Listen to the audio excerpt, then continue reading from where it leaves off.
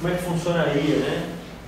Em geral, assim, falei, mas como funciona então a questão de considerar backgrounds, né? De consultoria e em geral não é a mesma coisa. Então agora nós vamos caminhar para realmente a amplitude de árvore, a nível de árvore, né? Então, deixa eu ver o triângulo. Então, eu argumentei, né?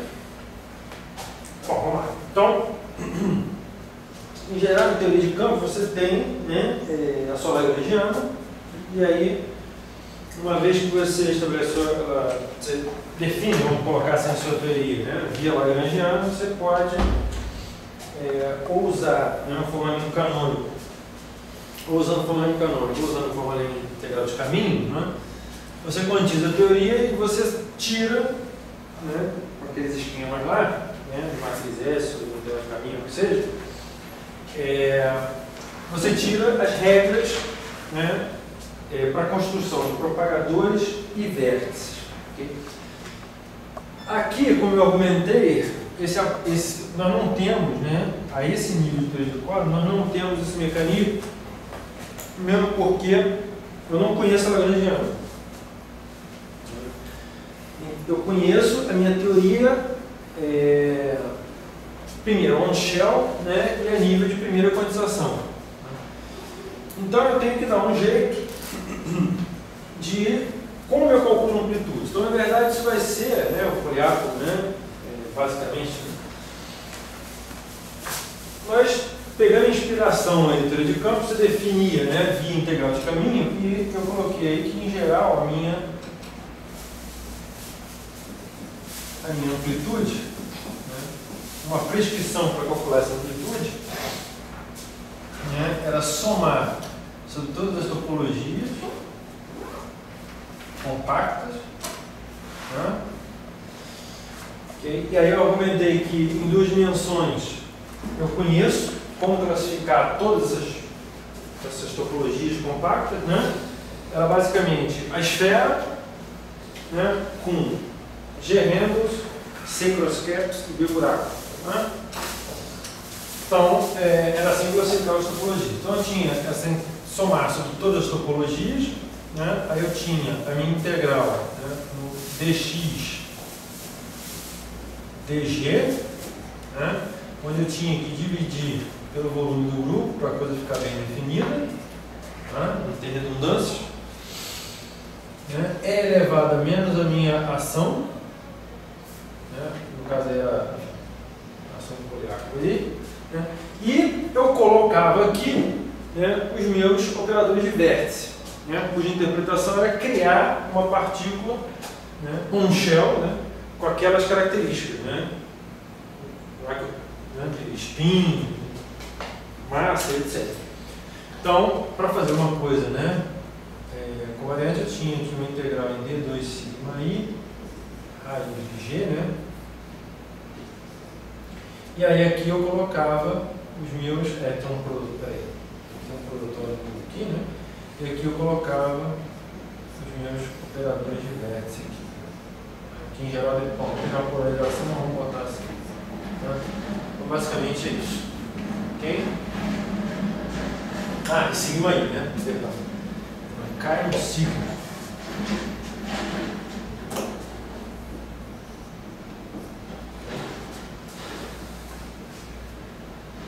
Beleza. Então é isso aqui. Aí, obviamente, eu tenho que dar um jeito, né, de fixar isso aqui, né, de dividir pelo volume do grupo, escrever isso aqui de uma maneira bem definida, né? Mas fora isso, é isso que eu tenho que fazer. Ok? Então, beleza. Agora vem uma questão aqui, né? Deixa eu ver se tem alguma coisa para falar antes, né? Exatamente. A questão é a seguinte. A nível de árvore, né, eu tenho, em termos de corda fechada, eu tenho uma corda fechada.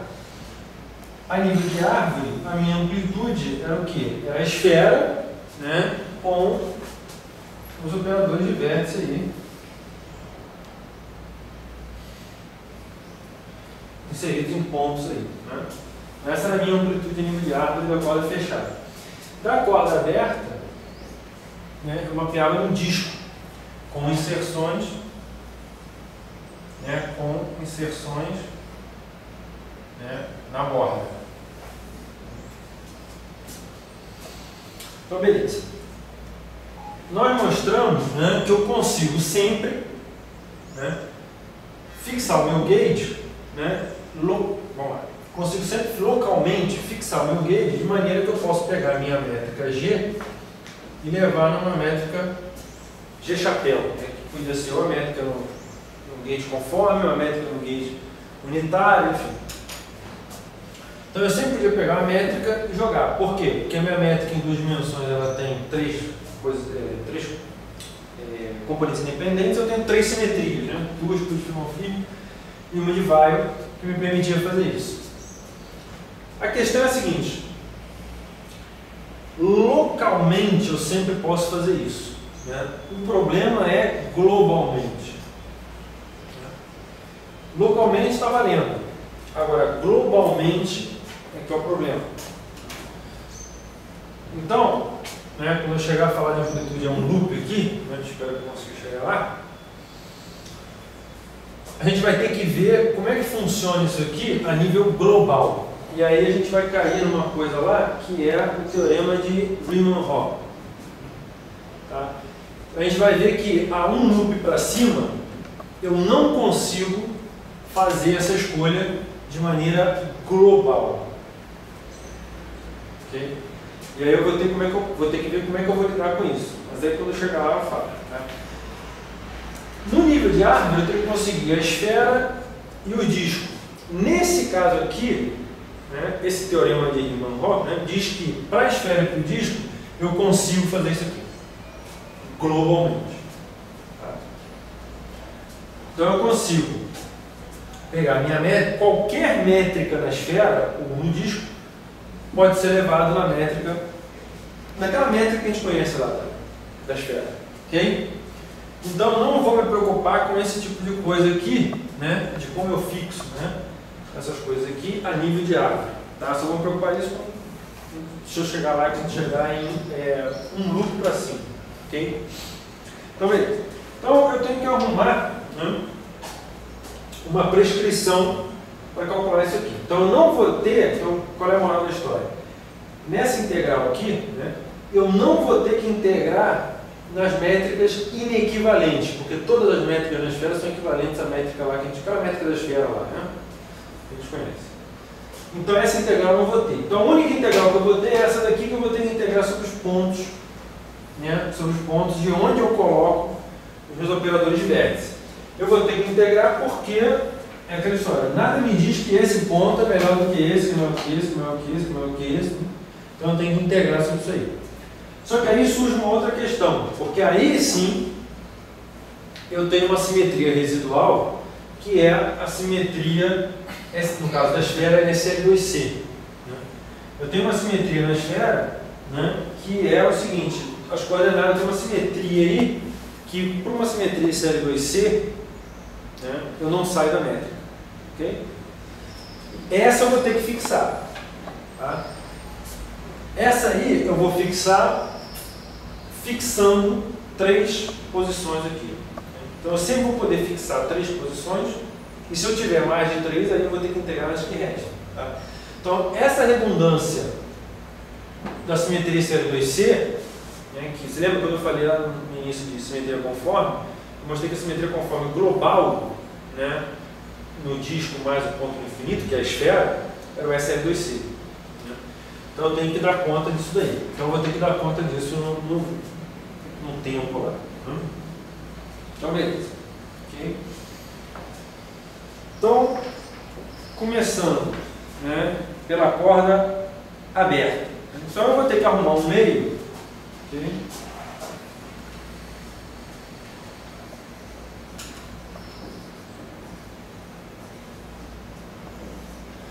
De construir diagramas de Feynman para essa teoria. Já que eu não tenho uma maneira, né, a lá teoria de campos, né, eu tenho que arrumar um meio de postular, de dar uma hipótese, que seja, de como calcular essa amplitude. Né? E aí eu vou ver que, mas aí tá bom, eu vou chutar, como é que eu vou saber que está certo? Eu vou saber se está certo porque eu vou ver que quando eu estou no limite da teoria de campo, a coisa funciona. Né? E, além disso, né, baseado, né, obviamente eu vou construir essas regras baseado no meu conhecimento que eu tenho de teoria de campos. Então eu vou ter coisas de consistência aí e eu vou ver que isso aqui está funcionando. Né? Então basicamente eu tenho que arrumar duas coisas aí para construir minhas regras de Feynman, né? Vamos colocar assim, meus diagramas, que são propagadores e vértices. Então eu tenho que dar um jeito de construir esses caras aí. Então, por exemplo, se eu pego um campo escalar, né? Se eu pego um campo escalar, φ, né? Esse cara satisfaz a equação de Klein-Gordon. Né? Né? Satisfaz a equação de Klein-Gordon. E o meu propagador, nesse caso, era esse cara, o menos 1. Né? O propagador aí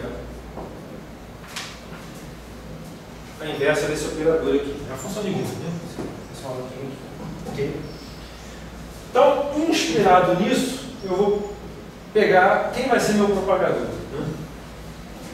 Uma coisa, o que eu tenho aqui de análogo, né, da minha equação de Klein-Gordon é aquela equação L0 menos 1 aplicado no φ igual a zero. Basicamente é essa aqui a minha equação de Klein-Gordon, vamos colocar assim. Não é a equação de Klein-Gordon, obviamente, mas vamos colocar assim. Então, de certa maneira, é uma coisa natural se fazer, definir o meu propagador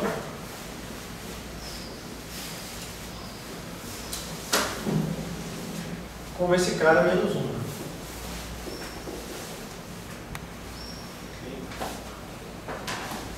Então esse vai ser o meu propagador.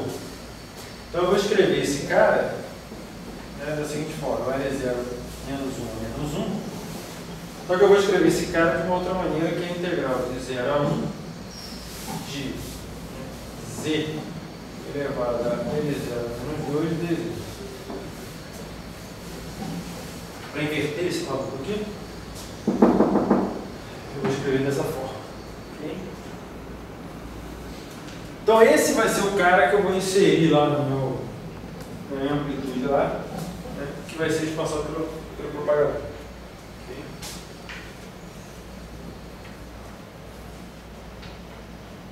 Okay?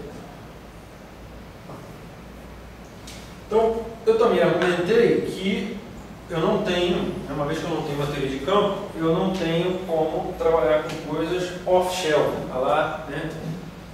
Função de Nippon, aquelas coisas, né? Mas eu tenho como trabalhar com matriz S, né? Tomando aqueles limites, obviamente, que foi inclusive o que, né, levou até aqui, né? Tomando aqueles limites que meus caras são, né, são estados assintóticos, né? Então estou sempre calculando elementos de matriz e estados on-shell. Né? Então, em geral, o diagrama de árvore, né, ou até de um loop, né, ele vai ser escrito de maneira, aqui eu estou escrevendo linha, não vou fazer o tubo, mas né, coisas desse tipo, né, por exemplo. Onde cada cara desse aqui, né, estão on-shell. Okay? Há um loop, eu não estou falando de um loop, mas há um loop também, de alguma maneira, tem um loop, né, e tem aqui caras on-shell. Então, de qualquer maneira, eu tenho que arrumar o quê? Bom, o propagador está aqui. Agora eu tenho que arrumar, né, vértice, por exemplo, né, um vértice que seja capaz de, a partir de um propagador, né, ele me produz aqui uma partícula on-shell. Esse cara, eu argumentei, né, naquela vez falar que esse cara ia ser o operador de vértice, né, que é justamente isso aqui. Por isso que eu ensino esse cara aqui, é o operador de vértice. O operador de vértice, né, que vai ser responsável pelo vértice de interação, né, por eu pegar aqui de uma linha, qualquer uma aqui, né, e produzir um cara on-shell. Por que eu não faço isso off-shell? Bom, o problema de fazer off-shell é porque eu perco a invariância conforme. Tá? Então não tenho a esse nível, como definir um operador de vértice, entre aspas, que me gere uma partícula off-shell, porque eu não tenho como fazer isso de maneira, quer dizer, não tenho como fazer isso preservando a invariância conforme. Okay? Mas tudo bem, né? Eu vou lidar com matriz S, então é tudo certo. Então eu tenho que inserir um vértice aí toda vez que eu for gerar uma partícula, né, externa, né, aí dentro. Então é isso. Então, esse operador de vértice, então esse cara aqui, né, então o meu propagador vai constituindo, e esse cara aqui, então, vai ser justamente o V lambda de K, sei lá, vou botar ali Z, vamos supor, né?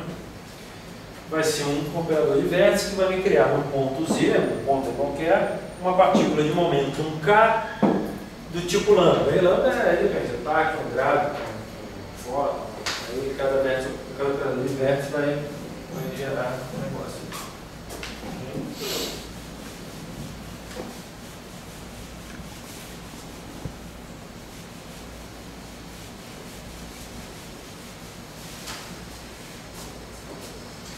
Então esse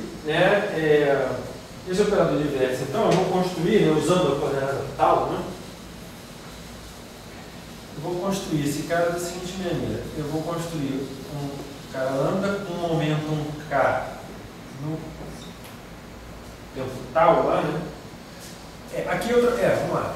Depois eu vou até falar um pouquinho sobre isso aí, né? Em geral eu ponho no 0, 0, né? Ponho no 0, 0. O estado assintótico, né? Então, em geral, a gente considera que esse vértice, esse operador de vértice, né, está no sigma igual a 0, né? Então, bom, vai ficar claro aqui, né? Então, ele está no sigma igual a 0. Por quê? Né? Sei lá. Em geral, a gente põe ele no sigma igual a 0. Tá? E aí, o tal indo a 0, né, que dá menos infinito, né, é que vai me dar o estado assintótico in, né, e ele ainda mais infinito vai dar o estado assintótico out. Okay? E aí, beleza. Então, eu tenho aqui, ele é gerado a partir do meu operador de vértice no T igual a 0, né, por meio de uma aplicação lá elevada a IHT, né? Só que aqui, no caso, o meu H, né, que é a minha newtoniana, é o L0.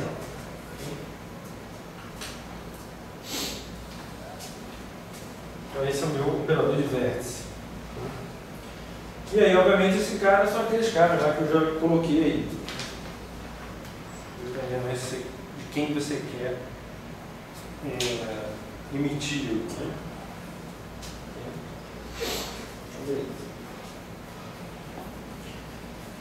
Então, se eu, justamente agora, né, se eu pego a minha coordenada Z, que é o E elevado aí e tal, né, que é essa coordenada aí, então, o meu operador de vértice ele se transforma em um LM, ou seja, por uma transformação conforme, né, ele vai se transformar como V Z, aí que vai ser Z mais 1 DZ. Isso aqui é a representação em termos do Z, né? Eu escrevi isso daqui eu escrevi isso aqui em termos dos osciladores, né?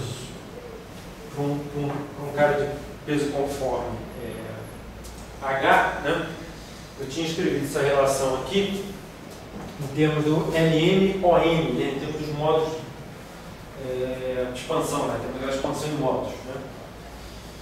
Em termos do Z, né, da minha coordenada, é isso aqui. Obviamente, esse cara ele tem que ter peso conforme 1. Né?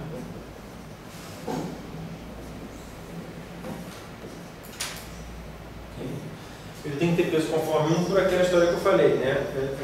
Aquela integral lá, integral do D2 sigma, do G, né? No caso aqui a borda aberta é integrar no DS, na borda, né? Para aquilo ser invariante conforme, ele tinha que saturar o peso da medida que era menos 1. Okay? Né? Então, ele tem que ter peso conforme 1. E era isso aqui que era justamente isso que eu falei. Para garantir a minha invariância conforme, ele tem que ter peso 1. Quando eu coloco que ele tem que ter peso 1, eu chego justamente no fato que ele tem que representar uma partícula on-shell. Não sei se vocês lembram, né? Então, por exemplo, eu tinha o do Tachyon, né? O do Tachyon, né? Vamos colocar assim. Ele era, né? K, né? Ele, bom, vou colocar assim. Ele era um E elevado a I.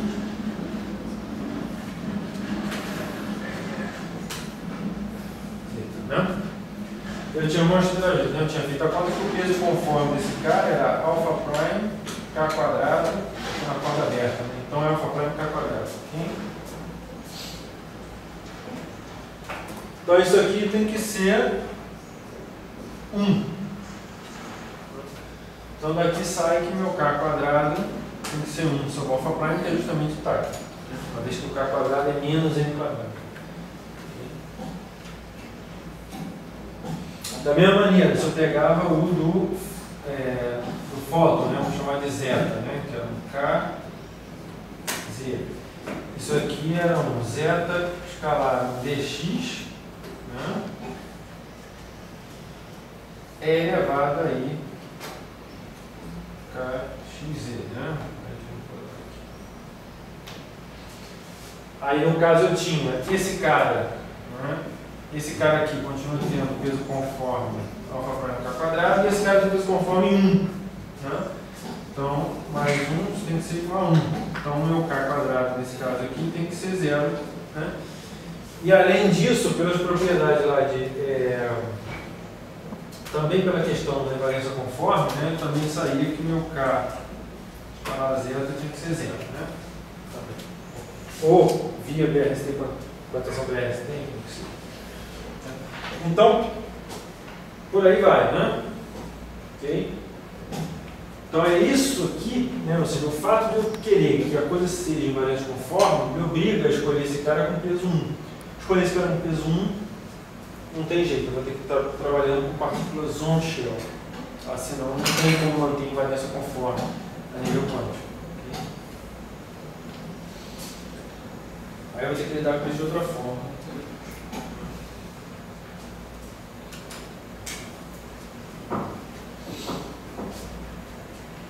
E aí, beleza. Então eu vou usar o x, né? Eu já escrevi aqui, né? Então esse x de z, né? Aquela expansão em modos, eu estou na corda aberta, né? Então isso é um x menos i pmi de z mais i somatório n diferente de 0, 1 sobre n, alfa mi n, z menos n. Né? Ele usa, eu estou fazendo isso via Green-Schwarz, né? É um pouco menos enigmático do Poutis. Eu tenho que talvez voltar para o Poutis depois, né? Vou falar um loop, mas aqui ainda dá para. Então o alfa prime ele está escolhendo o meio. Né? Ele escolhe o meio. Okay? Então esse é o meu x de z. Que é o cara que vai entrar aqui. Então eu tenho que lidar, né? Eu tenho que lidar com questões do tipo ordenamento normal, né? Okay? Mas no mistério.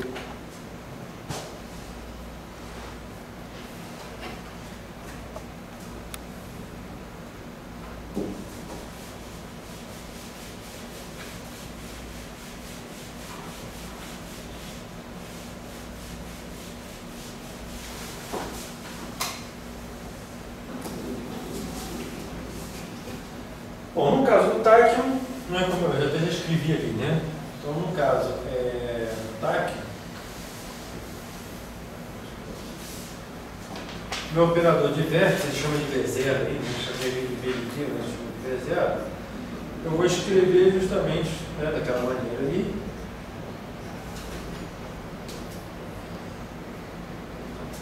E ele tem, como o meu alfa prime é igual a meio, né? Então ele tem 2, né? K quadrado igual a 2. K quadrado tem que ser igual a 2. E aí ele divide. Na verdade, na hora de fazer as contas aí depois, né, ele divide isso aqui com um Z0 e um W0. O Z0 é a parte do modo zero. Né? É a parte que tem o x de centro de massa e o p de centro de massa. Então esse Z0 é o centro. todo mundo, então sai fora. Então ele é um E elevado a I kx mais kp ln de z. Esse é meu zero, né? Modo zero.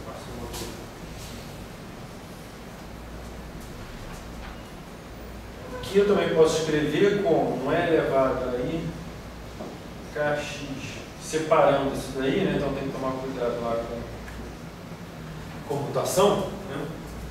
Para separar essas exponenciais, né? Porque x não comuta com p. Ele pode ser escrito assim, ou se eu inverter a ordem, né? Então ele pode. Porra, aqui não é E, não, perdão. Desculpa, aqui é Z.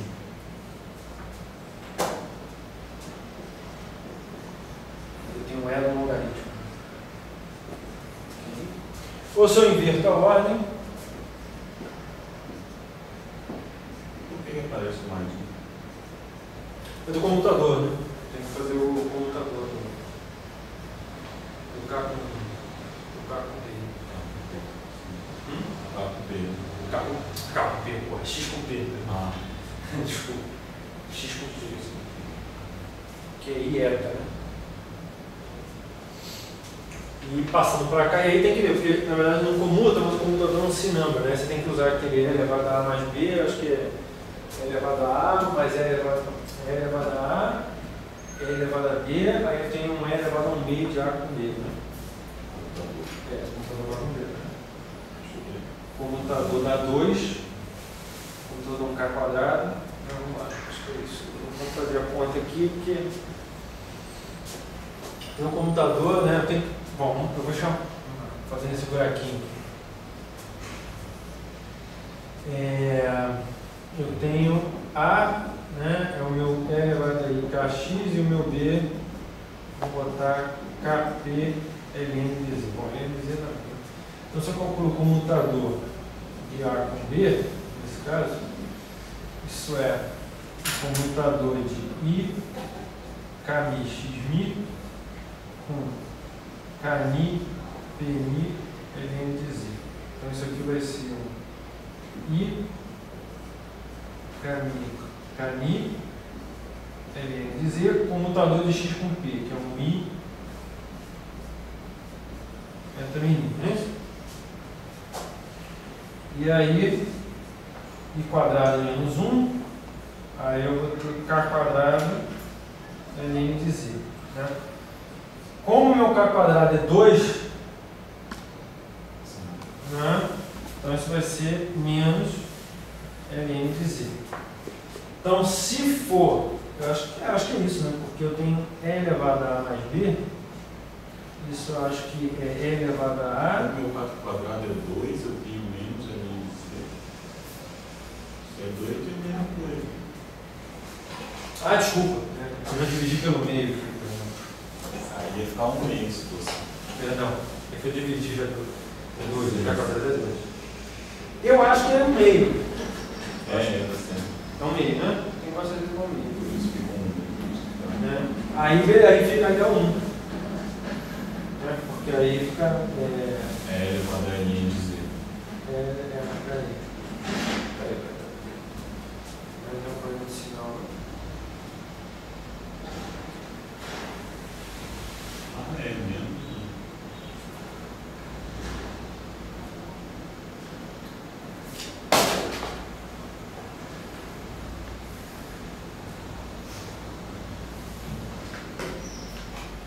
E o quadrado é menos 1.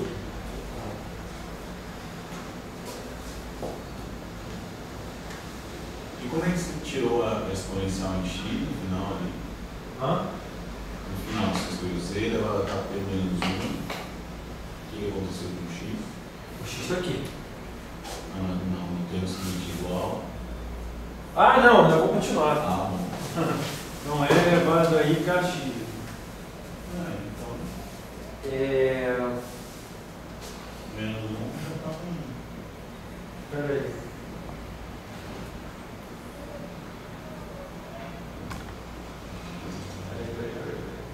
É engraçado, né?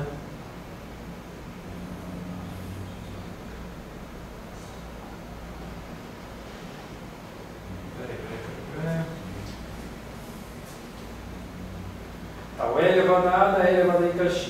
O E elevado a B dá E elevado ao LN de Z elevado a KP, que dá o Z elevado a KP. Né? Falta o E elevado a 1 igual a D, que é um E elevado a E. Você está dando menos 1.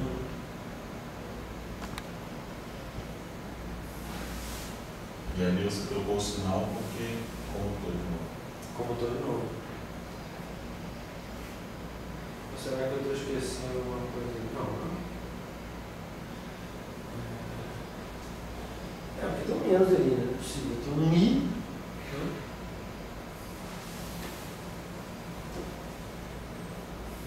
Menos I ao quadrado é 1, então o sinal está certo. É KP LN de Z. E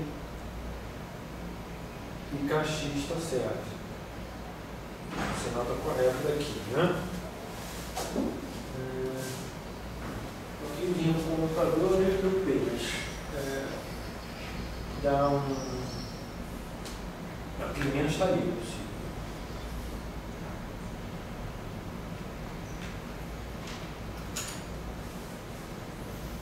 Menos KP LN de Z. Não, porque tem dois Is. Tem dois Is ali. Dois Is e um menos. Porque quando eu passo de um lado para o outro, não, tá. Porque eu abro.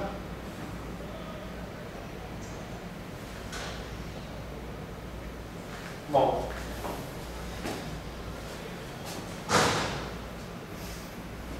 Está na ordem certa, né? A mais B.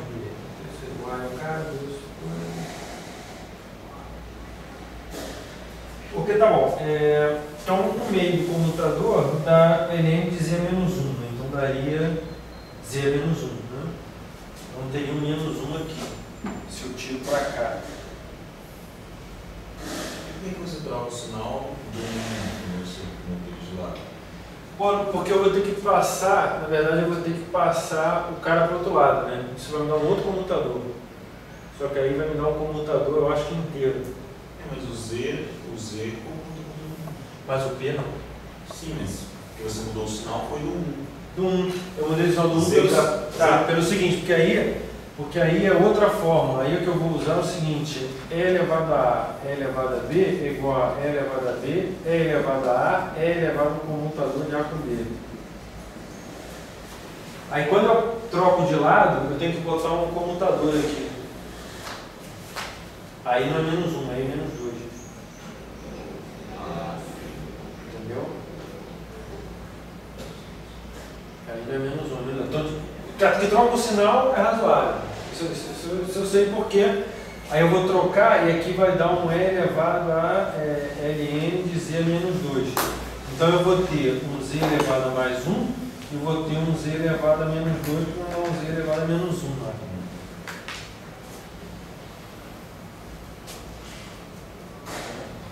Eu só estou perdendo esse sinal aqui. Será que a métrica do cara é outra? Porque isso é um problema, né? Às vezes você misturar muito com uma certa, né? Será que a métrica. Não, K quadrado é 2, porra. Independente da métrica que ele está usando, K quadrado é 2. Então.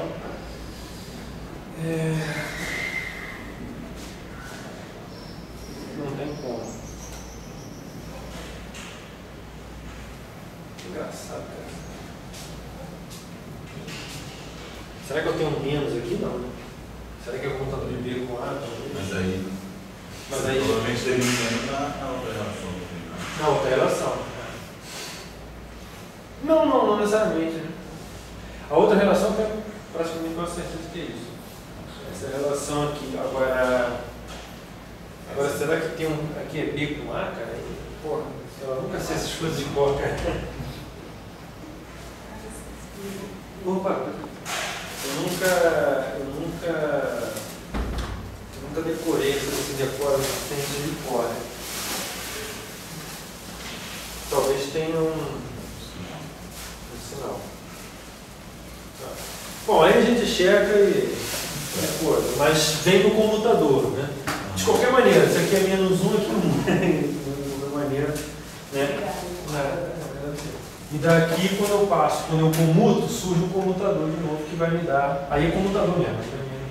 Tá? Então, a gente verifica aí na próxima vez, eu tiro essas coisas. Mas é daí que surge.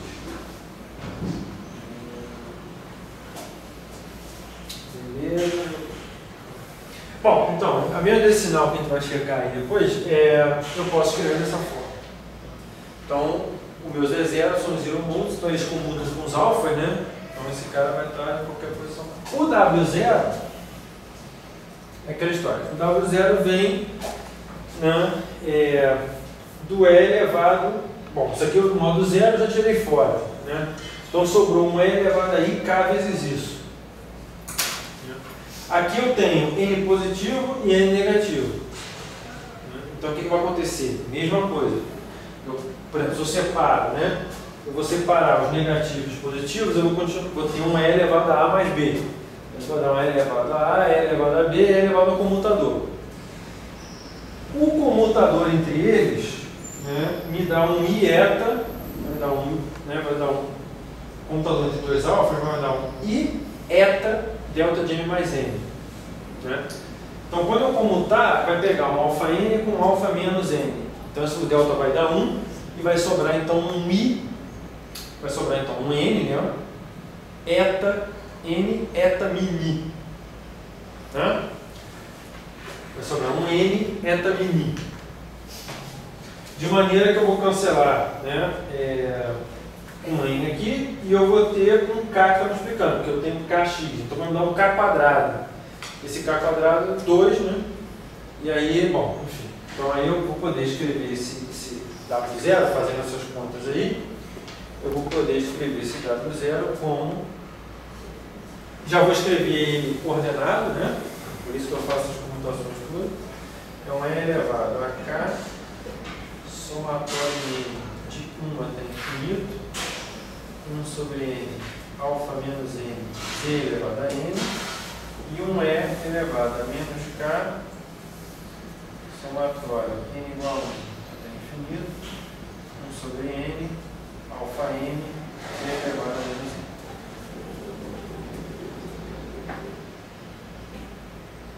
Já ordenado normalmente. Tá? Esse cara é uma aniquila, esse cara é crime.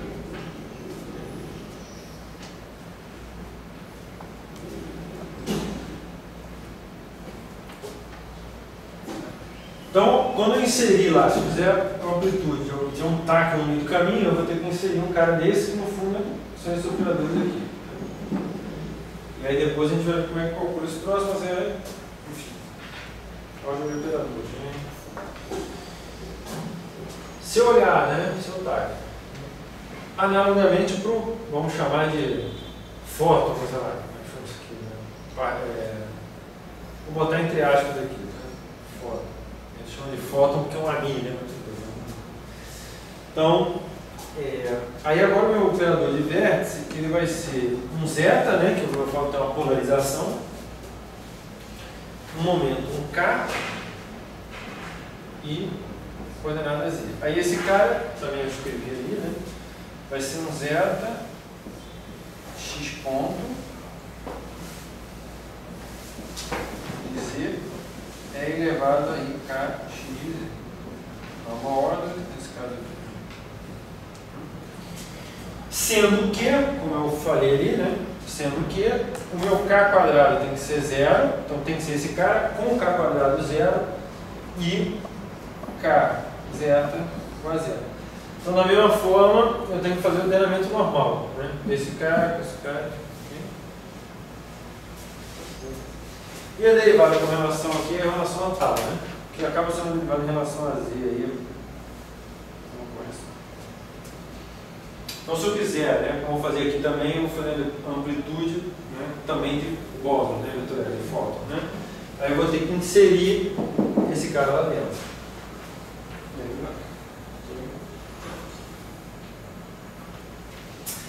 Então, se eu olhar para aquele gráfico, né, que eu vou até desenhar aqui, né, para aproveitar o espaço. Então, por exemplo, se eu tenho um gráfico de M partículas,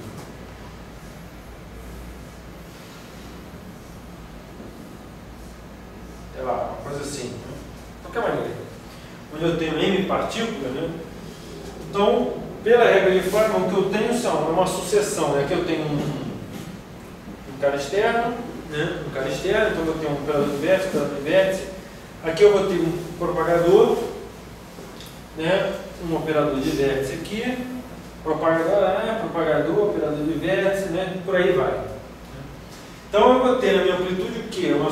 Vou ter que construir a amplitude com uma sucessão de operador de vértice e propagador. Né? Então, em geral,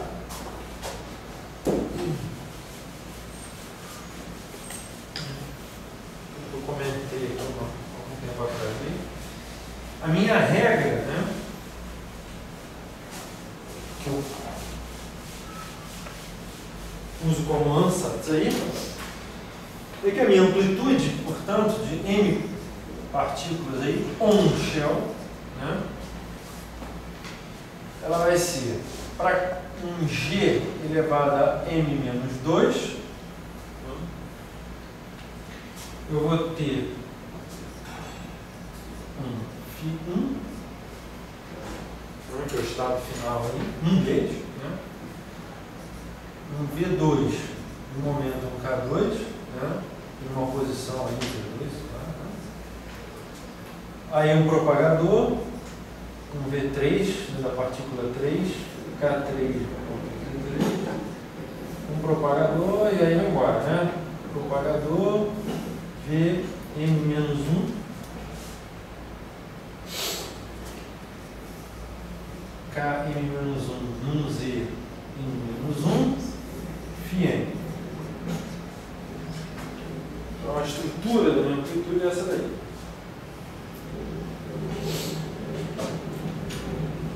E aí é jogar as coisas aí dentro, né, e calcular. Me lembro de matriz aí, basicamente. Obviamente, eu depois ver que isso aí, dependendo do que se botar aí dentro, não serve trabalho. Mas o que? Fazer o quê?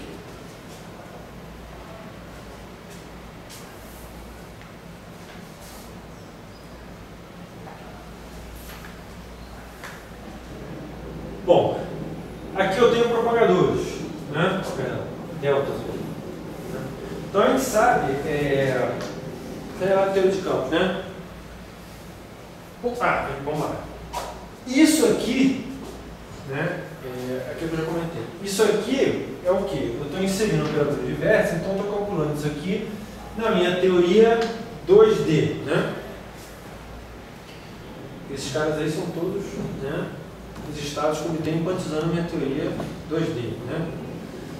Só que o que eu vou descobrir, né, é que essa amplitude ela vai ser exatamente o que eu espero de uma amplitude no espaço-tempo, né, das partículas que eu identifiquei aqui com esses operadores de vértice.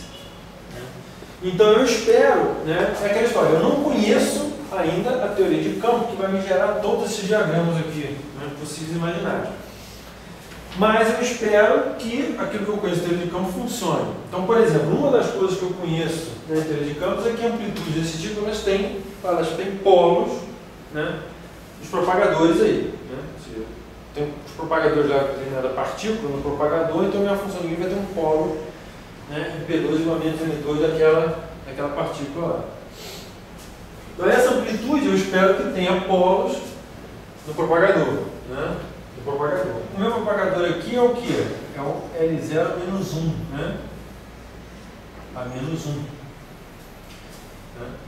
Então eu espero que os polos, né? Então, os polos vão estar nos estados, né, que obedecem L0-1 φ igual a 0. Né? O polo do propagador é aquele estado que obedece L0-1 igual a 0. Né? Então aí é legal, né? Essa minha amplitude aqui, ela vai ter polos, eu espero que ela tenha polos, né? Nos estados da corda aberta. Os estados que obedecem a L0-1 φ igual a 0. Isso a nível de átomo. Tá? Então eu espero que ela tenha polos, okay? Que são estados on shell.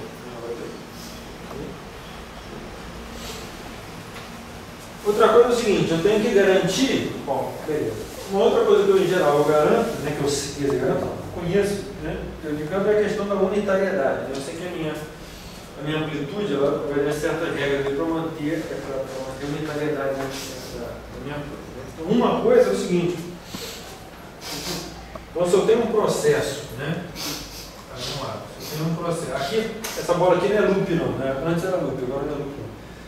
É um conjunto de diagramas da trileve aí, né, porque a trileve eu tenho várias contribuições, né, em teoria, né, então essas contribuições eu sempre posso, vamos supor que eu tenho aqui, né,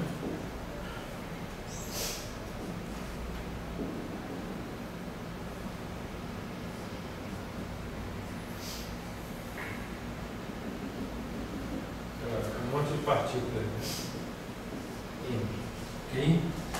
Então eu espero que esse cara aqui possa ser, né, escrito como basicamente um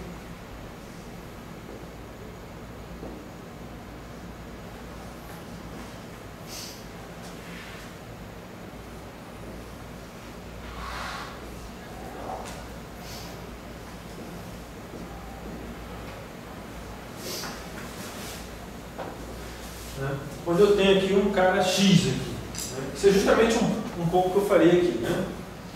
Você mostra que a sua estrutura, né, a sua função de Green, você sempre pode pegar isso aqui, né? Você mostra que você pode. Esse cara aqui é escrito como dessa forma aqui, né? Onde eu tenho um pagador de uma partícula X aqui, que é justamente o polo, né? Justamente é o polo. Okay? Então isso, né, é justamente, né, que um pouco que eu falei aqui, tem a ver com unitariedade, né? Isso me garante que eu tenho que ter um polo e que esse X aí justamente vão ser os caras lá do propagador. 0 menos 1 igual a 0. Então isso aqui, né, tem que acontecer.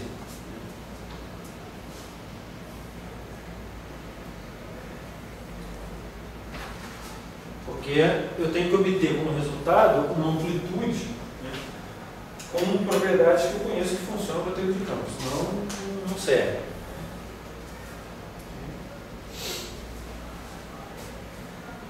Outra coisa que eu vou mostrar também, né, a gente vai mostrar na próxima aula, para terminar um pouco mais cedo, é o seguinte. Outra coisa, né, também vem da unitariedade, e que eu não posso ter aí dentro ghosts, né? Ghosts no sentido estados não negativos, né?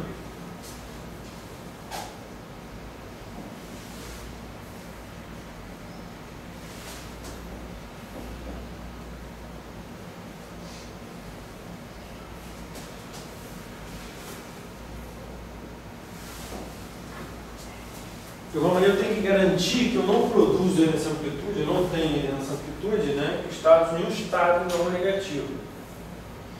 E aí eu vou mostrar na próxima aula que isso é verdade, né, ou seja, só vai haver dentro, né, estados que não obedecem isso daqui, né, não estão presentes. Na verdade é isso e isso, né?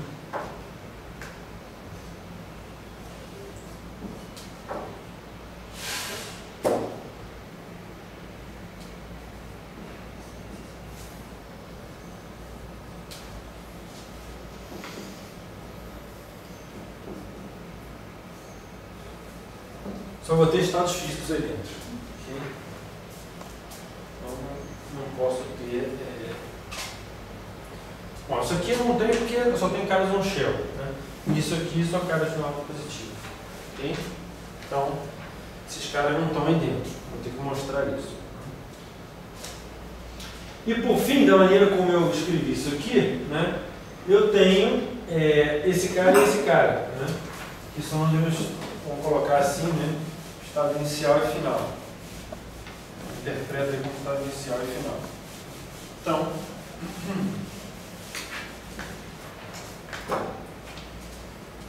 bom, lido com esses caras da maneira, né, que eu já falei, né, no que, com relação aos estados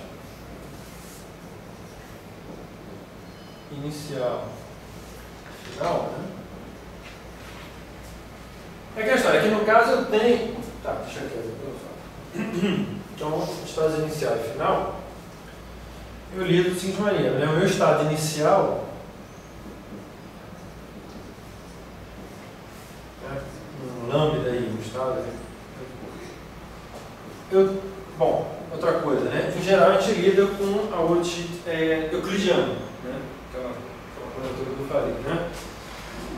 Então, no caso aqui, né, ele simboliza isso porque ele fala que o meu tal vai a i infinito, né, de e elevado a menos i tal, e lambda de k tal, aplicado no vácuo.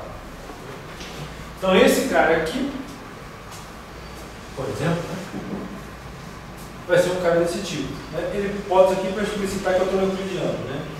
É a mesma coisa que tirar o íntegro de cima. Não convence.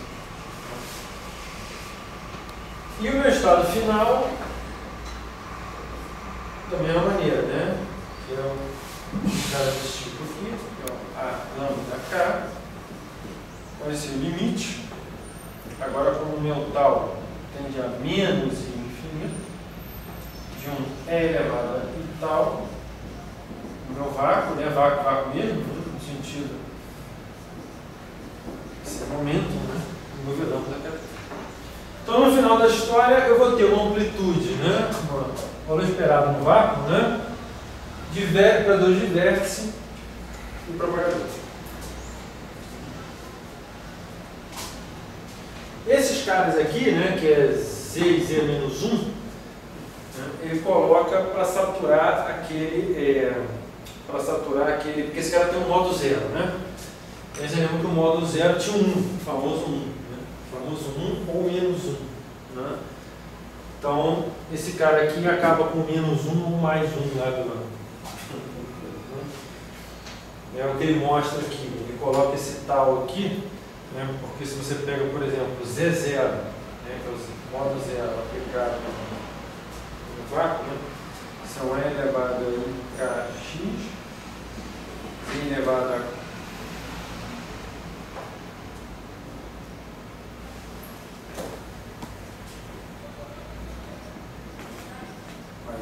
mais um aí que a gente vai verificar aí.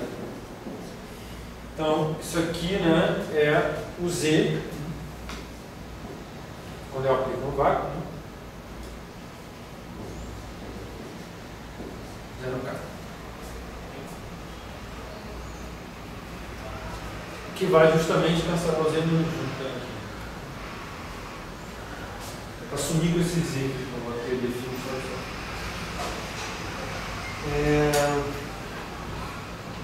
E no 0, 0, né, o outro lado, né?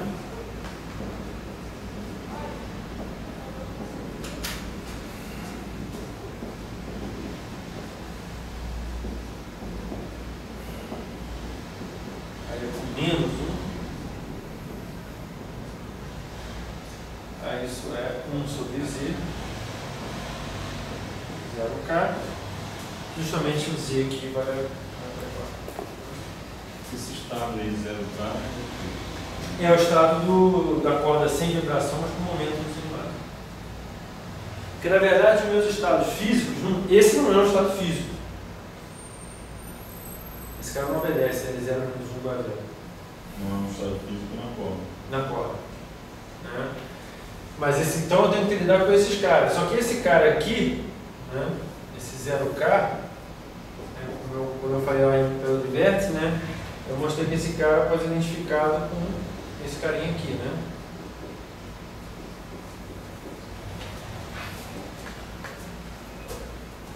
Então, esse cara aplicado aqui me dá um 0K. Esse cara não tem momento 0, então só sobra o Z a 1 e aqui só sobra o Z menos 1. Esse cara é hermitiano, então tanto para cá quanto para cá ele cria o estado 0K. Mas isso é só relacionar ao estado de vácuo, É o vácuo mesmo, no sentido. Bom, o vácuo verdadeiro no sentido assim. Esse cara aqui é o eu falo de vácuo mínimo no sentido em que ele não tem nem vibração e nem momento de massa. Mas é no estado da corda. Não, não é. Eu não tenho nem corda, é justamente isso. Esse cara aqui, né, eu não tenho momento no centro de massa, nem tenho vibração, eu não tenho nada. É o vácuo mesmo. Mas quando você disse que ele não é um estado físico, não, ele não é um estado físico no sentido que ele não satisfaz L0, L0 menos 1, ele não é zero.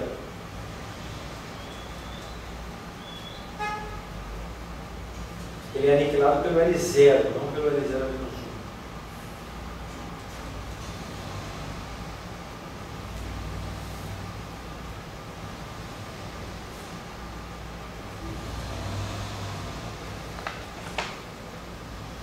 Então essa condição aqui não é L0 menos 1 aplicado no φ dá φ, dá menos φ.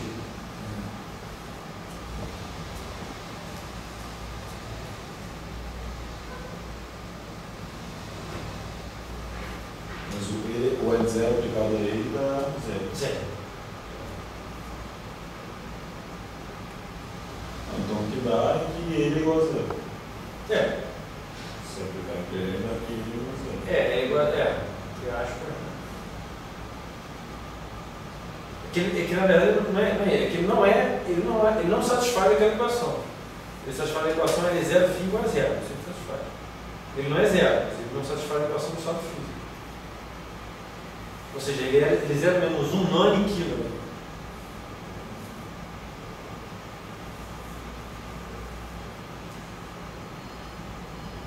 Mas isso não é problema mesmo. A teoria não tinha que ter um vácuo. Como assim? Um vácuo que, com a corda apagada, o mundo ainda existe. A física ainda. Não. Quando a corda está parada, ela deixa de existir. Mas se ela está parada, não está vibrando, ela não. Não, mas isso aqui, é aí que está a questão. Isso aqui não é nem está parado. Aí que está. Esse cara aqui não tem nem corda lá dentro, de certa maneira. Como é que é difícil? Isso aqui, ele não tem momento 0. Não está um shell. Não é que a parte espacial do momento é zero. Não tem momento. Todas as componentes do momento não são zero.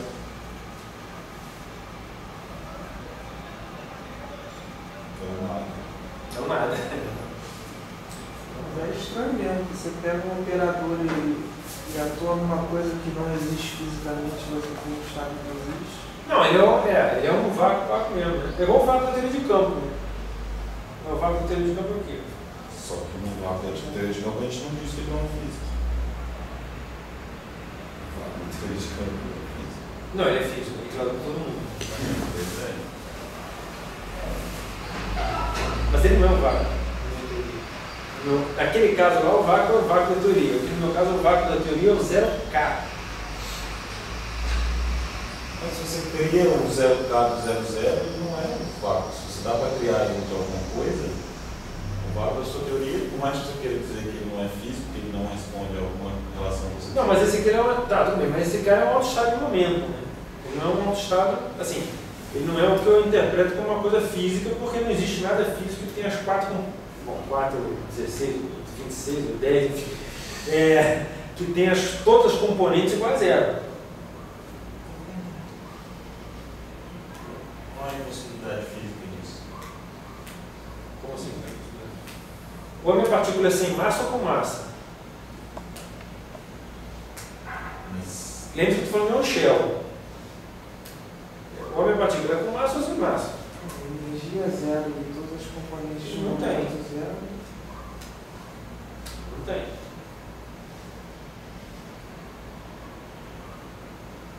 Só que ele é um autoestado do momento. Isso ele é.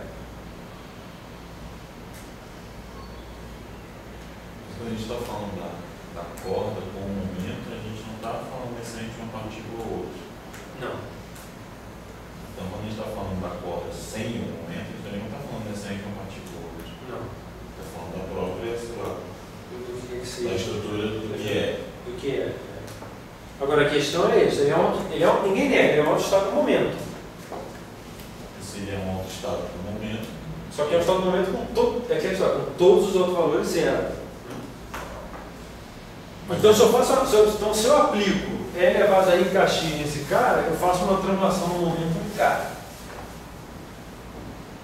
Mas você não consegue ficar angustiado nisso? Não. Não. Fazer uma translação num estado que não é físico e que você mesmo está dizendo que não dá nem para pensar nele fisicamente, porque ele não tem nada. Não, e aí você está é. ganhando uma corda que tem um momento em que a partir disso aí você vai gerar todas as partículas. Quando ela for vibrar, ela vai gerar tudo. Sim, mas é uma representação. O meu 0K, que é o vácuo da minha. Isso aqui é a questão. Aqui não é o estado do meu operador. Né? Tudo bem, tá? Eu estou falando um pouco matemática. Ele é um estado, do meu operador. E elevado a I k x translada no alto valor, que cara. É tipo a energia mínima do oscilador harmônico, né? Você sempre tem um vácuo, sempre tem aquele meio, né? Tem um meio. Sim. Eu não entendi. Então o que acontece? Você gera o K a partir dele. Agora o vácuo da minha teoria é o 0K.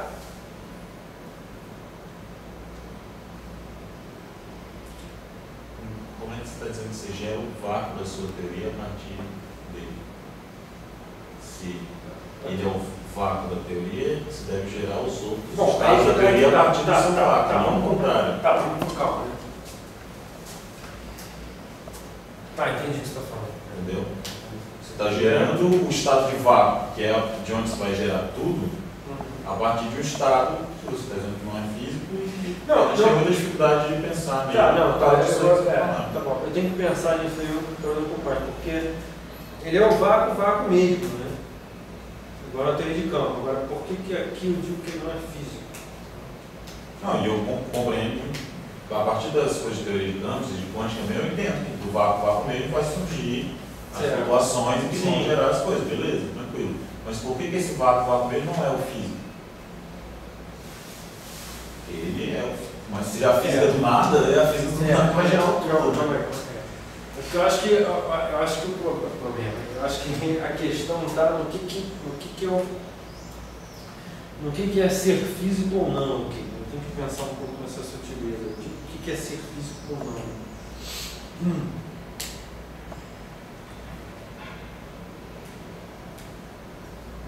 Porque aqui eu acho que vem uma concepção matemática do que é físico, da teoria. Não é bem é. Porque na verdade eu acho que essa confusão, eu tenho que. Eu até posso tocar nisso porque agora pelo seguinte, porque eu acho. Porque eu tenho duas visões, né? A velha história. Eu tenho as duas visões aí da mesma coisa. Né? Eu tenho a visão do ponto de vista da teoria na worldsheet e tenho a visão do ponto de vista do espaço-tempo.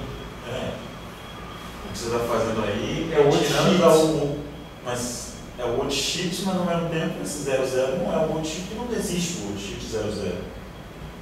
00 é justamente a ausência da worldsheet. Não, é o vácuo da minha. Bom, é o vácuo. Não, peraí. É porque é o seguinte, eu tenho que pensar nessa sutileza, mas porque eu acho que esse cara é o vácuo, né, da minha corda andando. Né? Não, mas esse cara também é o vácuo da minha teoria. Eu tenho que pensar. Porque agora você.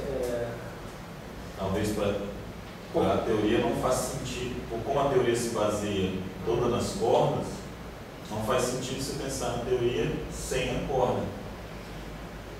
Com a corda parada, ela deixa de existir, então não faz sentido pensar nela parada também. Não, porque a corda parada, ela pode até estar parada, mas a corda parada. Pode estar vibrando. Não é todos, não, pode estar vibrando parada. Mas o problema é o seguinte: a corda parada não são todos os K zero, isso que eu estou falando, não são todos os P zero, todos os K zero. Ah, sim. Então o 00 está para além da corda parada, para a ausência. Porque eu acho que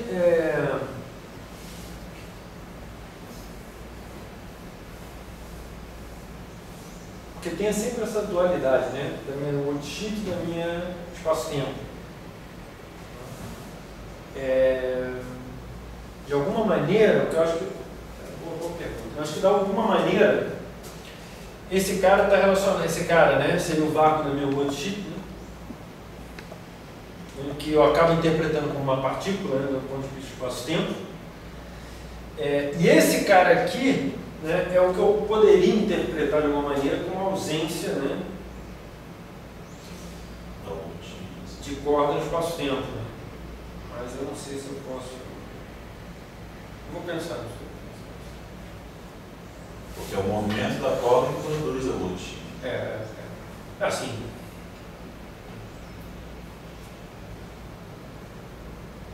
Isso que você falou agora. A corda parada tem uma física. Ela pode vibrar, não é? Ela pode vibrar. Mas a corda parada não vai ser 0,0.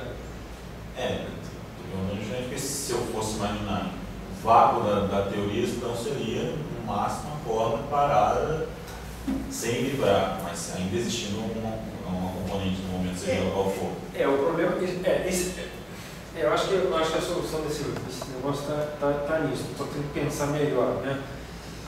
Porque o 0K ele não é um vácuo da teoria da corda em geral. Ele é o vácuo da teoria de uma corda. Né? Se eu pensar em espaço-tempo, esse não é o vácuo da minha teoria em termos de espaço-tempo, porque o vácuo da minha teoria em termos de espaço-tempo é o sem nada, sem corda, sem nada. Igual a teoria de campo. Né? Então, acho que talvez eu tenha que pensar. E assim, pelo ponto de vista matemático, está valendo. Faz sentido. Né? Faz sentido que você fala que no estado mais físico vai gerar aí bastante. Mas eu não sei. Gerar os outros vai dar de nossa. Mas o problema é que eu nunca trabalho com zero. Quer dizer, eu até trabalho com 0,0, mas sempre acopla. Eu quero dizer o seguinte, eu acabo sempre eu acabo trabalhando com 0,0, né? Mas eu sempre na verdade eu estou sempre trabalhando com caras desse tipo, né? Só que eu escrevo 0K dessa maneira. Mas o que eu sempre vou estar trabalhando é o 0K. Eu nunca vou ter um estado aqui que é um 0,0 puro, digamos assim, né? Naquela mesma amplitude. Em que sentido? Porque o cara sempre vai ser um 0K. Né? Que eu escrevo como isso dentro de 0,0. Isso não é teoria de cordas, torna de corda. Você está falando de teoria de campo de cordas, tem que analisar isso. Tem que analisar isso. Eu teria que. Eu acho que acho que a sutileza talvez esteja nessa questão de o que é espaço-tempo e o que é worldsheet. Mas beleza, vamos ter tocado nesse ponto. Agora, do ponto de vista matemático, não tem problema, porque é um autoestado do momento. Eu translado.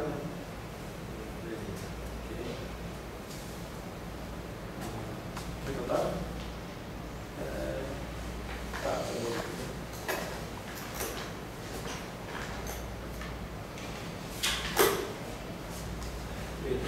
Então eu vou lidar, né, com esses carinhas e o propagador, na verdade, né, se eu agora pegar o euclidiano, né, que eu estou sempre pegando, porque na verdade eu vou trabalhar na minha worldsheet euclidiano, né, tá, só que eu sempre trabalho euclidiano. Então, no caso, né, o meu propagador, então,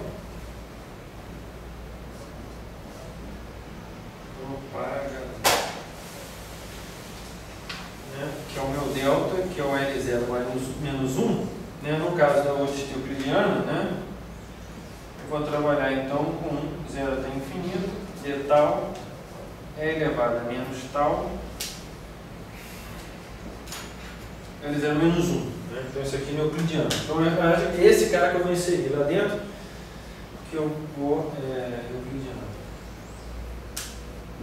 Eu tenho que olhar no euclidiano, ok? Worldsheet euclidiano, ok?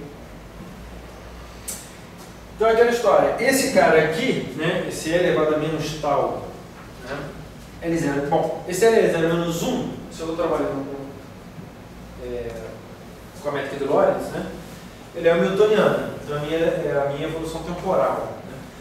Quando eu passo para o euclidiano, esse cara, o meu tal passa a ser uma variável tipo espaço, né, pelo menos essa coisa, então esse cara não vai ser, ele não vai ser objeto de translação temporal, uma translação, então ele vai gerar, na verdade, uma faixa, né? Vai gerar uma faixa aí que corresponde à propagação do miolo típico. Então, quando eu insiro esse cara entre dois estados,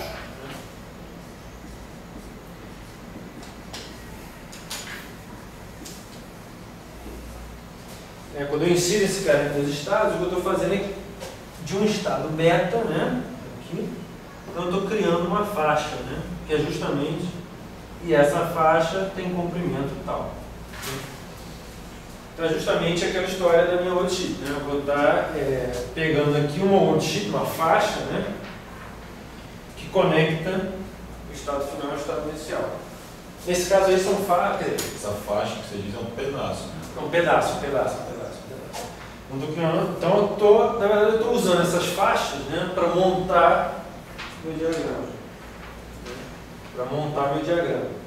E com isso, né, eu vou montando as minhas amplitudes. Né? Outra coisa é o seguinte, bom, se eu escolher um cara para botar aqui, um cara para botar aqui, mas isso é imaterial, né? Estou falando imaterial porque se você olha para cá, né, na verdade eu posso rodar isso aqui, né, do jeito que eu quiser, né? Obviamente, no caso da corda aberta, eu tenho um problema, né? Mas eu tenho uma questão aí importante que é o seguinte. Eu vou estar com a minha worldsheet, né? Eu vou estar, se eu mapear um disco, né? Eu vou estar com os caras aqui, né? Eu vou ter os caras inseridos na borda, né? Como eu falei. Como essa coisa é plana, né? E eu estou inserido na borda, então a ordem, de uma certa maneira, importa. Então o que acontece? Eu tenho a ciclicidade, né? Porque se eu rodar isso aqui, né? Ou seja, como eu vou estar integrando na borda, né, eu posso rodar isso aqui enquanto eu queira, desde que, né, eu mantenha a ordem dos caras. Então, no caso da corda fechada, eu não tenho esse tipo de coisa, mas no caso da corda aberta, eu tenho que sempre levar em conta o fato que eu tenho que sempre considerar uma determinada ordem, né? E aí eu tenho a ciclicidade. Ter a ciclicidade significa que eu posso rodar isso aqui, né? Okay? Então, não tem problema, aquela história, por que você considerou um estado inicial, né, e um estado final, né? Por que não o outro? Na verdade, tanto faz, né? Eu posso girar a minha coisa aí, né? De maneira que eu tenho essa propriedade de ciclicidade. Okay? Na corda fechada, nem tanto, porque na corda fechada eu tenho uma esfera, né? Então aí não tem ordem. Né? Eu estou inserindo os caras não na borda, eu estou inserindo os caras na própria worldsheet, né? Na esfera. Né? Então aí não tem essa questão. Se quiser, eu vou inserir em qualquer lugar, posso fora. Né? Fazer tudo isso. E todos os processos que isso descreve são de fato reversíveis. Tanto faz o quê? Reversíveis. Sim. Esses diagramas são todos reversíveis. Isso. Inclusive, né, aquela história, é que a introdução não, o capítulo 1 do Schwartz, né, o item, ele por um lado é bom, por outro lado é meio estranho, né? Ele é muito, às vezes confuso, né? Mas é interessante porque a motivação inicial, na verdade, é justamente você achar um diagrama com esse tipo de propriedade, né? O que chama de propriedade de dualidade. Né? A dualidade, na verdade, significa que essa ordem aqui não importa. Né? Ou seja, quem entra, quem sai, quanto, né? Tipo assim, na verdade não importa. Você tinha uma simetria aí, né? Uma dualidade, né? Que você pega o diagrama no canal S ou no canal T, né? Eles são iguais, né? Eles são a mesma coisa. Né? Você vê que você tinha amplitude. Isso aí não é naquela história lá de física de rádio, aquela coisa. Né? Você tinha amplitude onde se você trocava o canal S para o canal T, era idêntico. Então você tinha essas coisas de dualidade. Né? Você podia trocar os caras lá, sem o meu prazer. Então, no fundo, a motivação inicial tinha a ver com reproduzir justamente amplitudes desse tipo que tinha essa propriedade. Né? Essa propriedade aqui.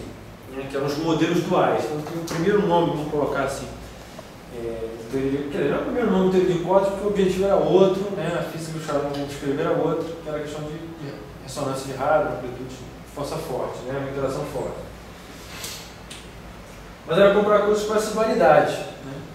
Depois é que o cara, eram 3 caras, aí um deles era o Susskind, os outros não me lembro, interpretaram que isso podia ser escrito em termos de uma teoria de uma corda relativística. E aí a coisa começou, mas mesmo assim ainda estava falando de Hadron, né? Depois do que a coisa ganhou vida própria, digamos assim, né? No outro lado.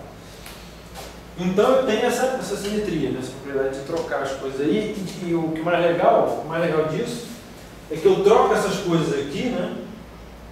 E eu consigo sempre os mesmos polos, sempre a mesma coisa, né?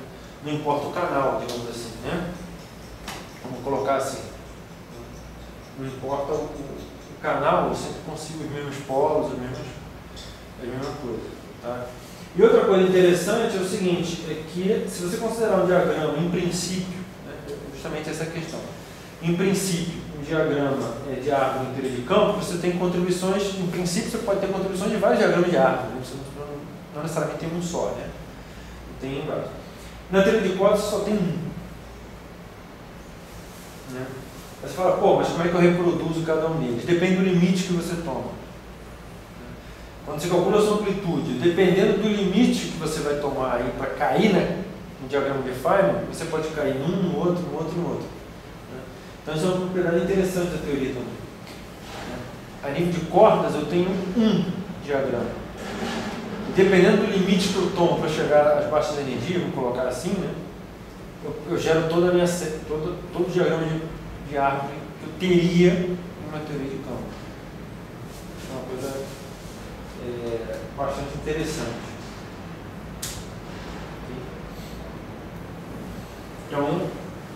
Então, a partir da próxima aula aí, eu vou estar concentrado em fazer isso aqui.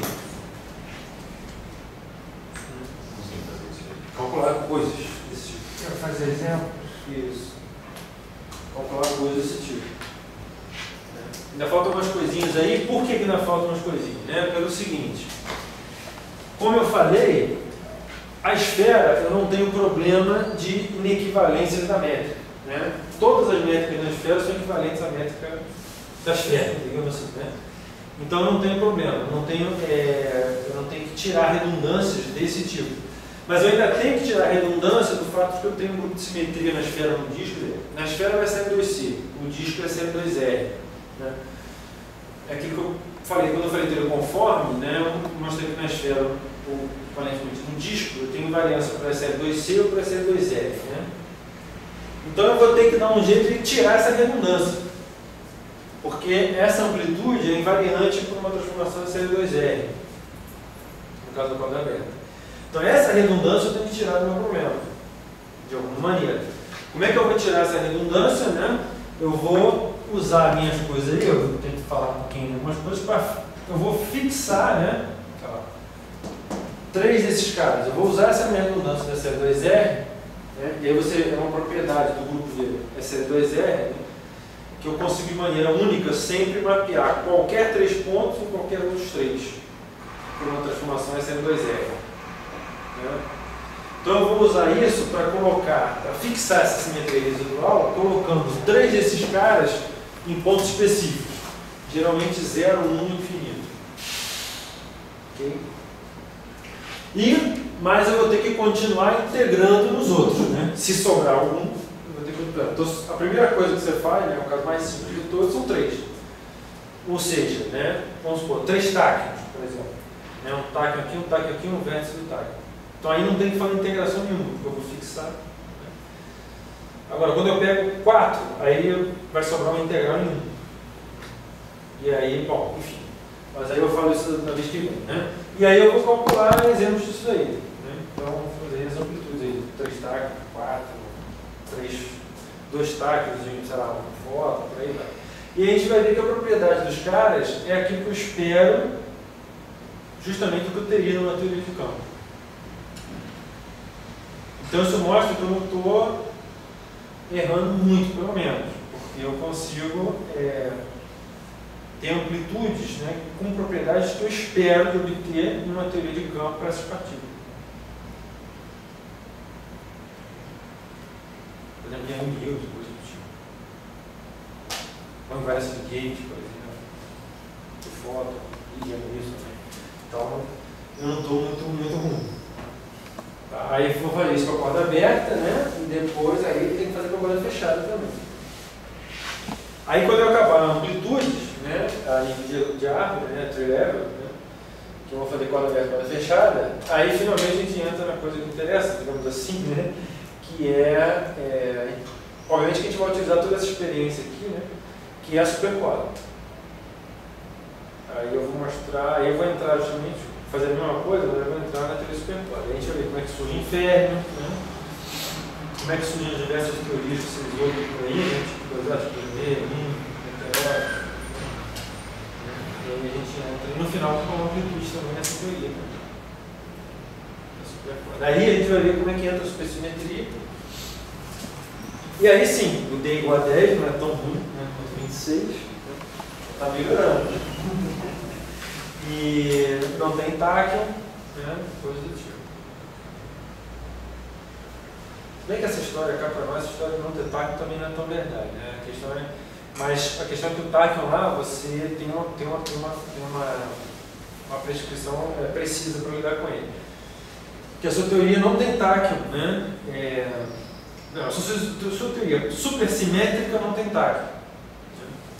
Agora, se por acaso eu colocar uma configuração do meu espaço-tempo que quebra a supersimetria, aí o meu táquion pode aparecer. Então, se eu quebrar a supersimetria, né, de alguma maneira, um exemplo, né? Bom, isso aí eu vou falar sobre depois lá no final do curso. Por exemplo, uma configuração que quebra a supersimetria é uma configuração que eu tenho uma D brana e uma D barra, né? Porque a gente vai ver que supercorda, a minha brana é carregada, né? Né? Então eu tenho uma brana e uma antibrana, né? Essa é uma configuração que quebra a supersimetria. Então aí eu vou ter o táquion, aí, particularmente nessa configuração eu vou ter o táquion. Mas o táquion aí não é tão problemático, porque o táquion, na verdade, está dizendo o seguinte: isso não é um vácuo da minha teoria. Isso é uma situação instável, porque quando eu coloco uma brana, uma antibrana, é até natural que eu encontre um modo taquiônico. Por quê? Porque essa é uma situação instável.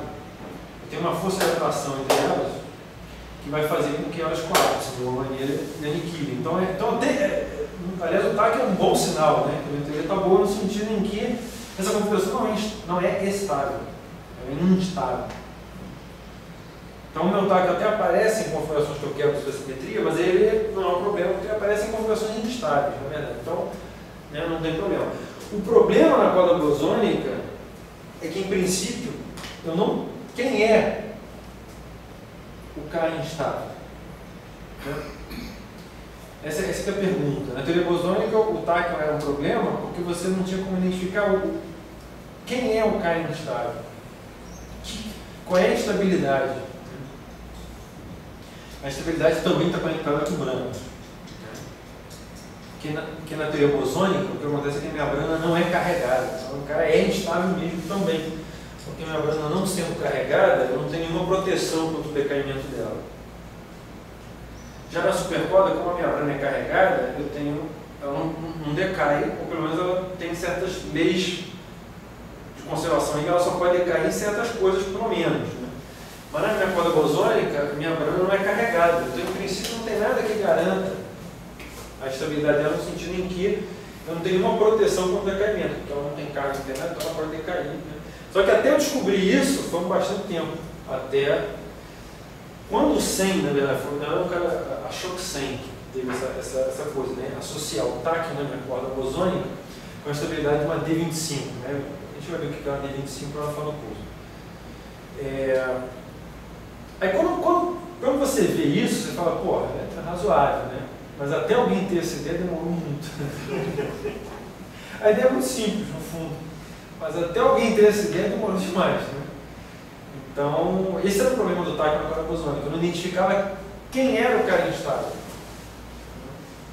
Tá? E faltava também mostrar que existia o vácuo estável. E isso foi uma coisa até recente. Né? Descobrir esse vácuo, quem descobriu esse vácuo estável foi o Schnabel, né? Descobriu em 2005. Em 2005, finalmente, a gente descobriu quem é esse. Tinha conjecturas, né? Tinha fotos evidentes que ele existia, mas quem descobriu mesmo foi esse cara em 2005 só. Que a gente conseguiu descobrir, 2005 está recente, né? Recente. A gente descobriu quem é o vácuo estável.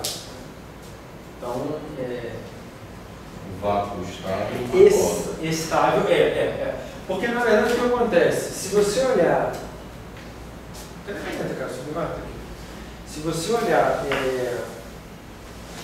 Bom, primeiro de tudo, o problema é que eu não tinha como resolver essa questão enquanto eu não tivesse a teoria de campo. Né? Mas quando a gente construiu, né, ou pelo menos até onde a gente construiu até hoje, né, a teoria de campo de corda, bosônica, né, fermiônica também, a bosônica, aí eu comecei a construir potencial. E aí quando você calcula o potencial, você vê que o potencial na minha teoria bosônica é isso aqui, é um cara assim, né? Então o que acontece? Eu estava aqui, aí é fácil você saber que você estava ali, né? E o que representa esse cara aqui? Esse cara justamente representa aquilo que a gente chama da D25 brana. É uma brana que é o espaço todo. Justamente. Lembra lá do que você falou de banda Random Sundrum? Né? Só que o Random Sundrum é uma brana 4-dimensional. A minha D25 ela é uma brana que é o espaço todo. Né? Aquela história, eu vivo uma brana que é o espaço todo. Né? Então esse cara aqui, ele é instável. Né? Então é natural que eu quantizar ao redor desse cara, vai ter um táxi, surge um autotaquiônico, né? Porque a massa, né, pega a segunda derivada aqui que é negativa, né?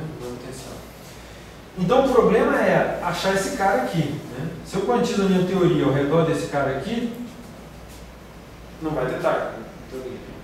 Só que qual é o problema? Eu descobri esse cara, né? Para descobrir esse cara eu tenho que resolver a equação de movimento, classicamente, né? Solução clássica, essas soluções clássicas da minha equação de movimento. Aí eu tinha que resolver a equação de movimento. Ninguém conseguia, até 2005, conseguir resolver. Você tinha indícios. Por exemplo, a minha equação de movimento, na verdade, era uma coisa escrita assim, né? A equação de movimento você disse é para a brana? Não, a equação de movimento... no fundo, não é a equação de movimento para a brana. A equação de movimento para a minha teoria de corda. O meu campo de corda agora. Tem um campo de corda que é o cara que ele tem dentro dele, todo esse espectro aqui que você viu, ele tem dentro dele, né? E a equação de movimento, não vamos entrar em detalhe, mas a equação de movimento que ele satisfaz é isso aqui. Onde isso aqui é aquele produto estrela lá do livro, né? Então o que acontece? Essa equação é altamente não linear, né? E aí, para resolver ela analiticamente, está meio complicado. Mas o que você podia fazer é, esse campo φ, né, como eu falei, ele é uma soma sobre o seu espectro. Basicamente é isso, né? Eu tenho uma soma sobre esse espectro que eu obtive aqui, né? Então a técnica que você utilizava era o seguinte, você truncava. Você fala, tá bom, eu vou dizer que o resto é zero e vou ficar só com o termo do TAC, por exemplo. Aí depois, aí justamente dá isso aqui. Justamente dá isso aqui. Né? Não é exato, mas dá nessa forma. Aí, tá bom. E aí você vai para o fóton, né? Um corda aberta. E vai refinando. Aí você vai vendo que ele vai chegando cada vez, ele vai convergindo, cada vez vai para a forma final dele. Mas a forma é essa, né? O que vai convergindo são os valores aqui, né? Então você tinha indícios de que esse cara existia. Né? E quando você pegava esse potencial, ele tinha um mínimo lá. Só que você não conseguia achar o psi que representava esse mínimo. Aí em 2005 o cara achou. Né? Então você encontrou esse psi. Então aí agora você tem como expandir a teoria aqui. Né? E aí não tem target, não tem nada. Tá? Mas aí é outra história. Mas aí o problema é outro, porque quando você expande a verdade aqui, né, você não tem corda aberta. Corda fechada. Mas como isso aqui é teoria bosônica, né, eu não espero que essa seja a teoria da natureza. A teoria que eu espero que seja da natureza é a fermiônica. Aí a fermiônica, o potencial não é assim, né? O potencial é assim, né? E aí você quantiza e beleza. Aí você tem... Tranquilo, eu também tenho que ir. Então aí você quantiza tudo certinho. Mas aí é outro papo. Beleza? Então, semana que vem a gente continua aí. Oi? Em 2005 o cara achou a solução? 2005. Que ano? Ex-aluno do Honor, inclusive. É mesmo? Martin Knauer. Engraçado que a curiosidade é que é ex-aluno do Honor. Ele se doutorou no ano antes de que eu entrei. Eu cheguei em 2002, acho que ele defendeu o doutorado em 2000.